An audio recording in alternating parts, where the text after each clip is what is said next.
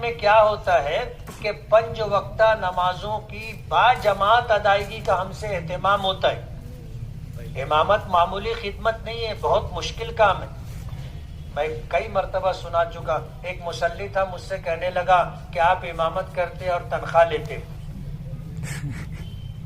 آپ اگر امام نہیں رہتے تو بھی تو آپ کو نماز پڑھنی پڑتی نا، تو جو نماز آپ پڑھتے وہی نماز آپ بجائے چھٹائی کے مصلی پر پڑھ لیے تو آپ پگار لیں گے کیا؟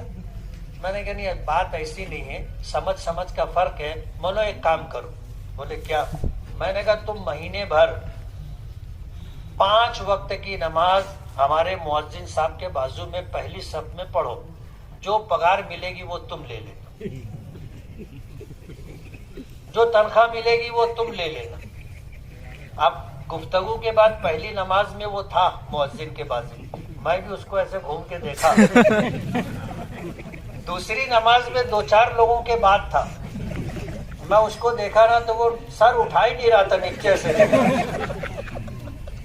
تیسری نماز میں پہلی صف کے آخر میں تھا، اور چوتھی نماز میں نہیں تھا پہلی صف میں. اب ہمارے یہاں سہولت یہ ہے کہ نماز پڑھائے، سلام پھیرے، دعا کیے، نکل کے میں مدرسے میں چلے جاتے، اور وہاں سے دروازہ ہے، میں بھی صحن میں آ کر کے کھڑا ہو گیا اس کا استقبال کرنے. وہ آیا، بولے بہت مشکل کام ہے مفتی صاحب، میں گولڈن نگر میں رہوں، یا ایسا ہی موقع معلوم پڑا، میں بھاگت آؤ، پہلی سب بھر گئی. بولا اب تورا کہاں بولنا ہے؟ بولے کم پگار دے.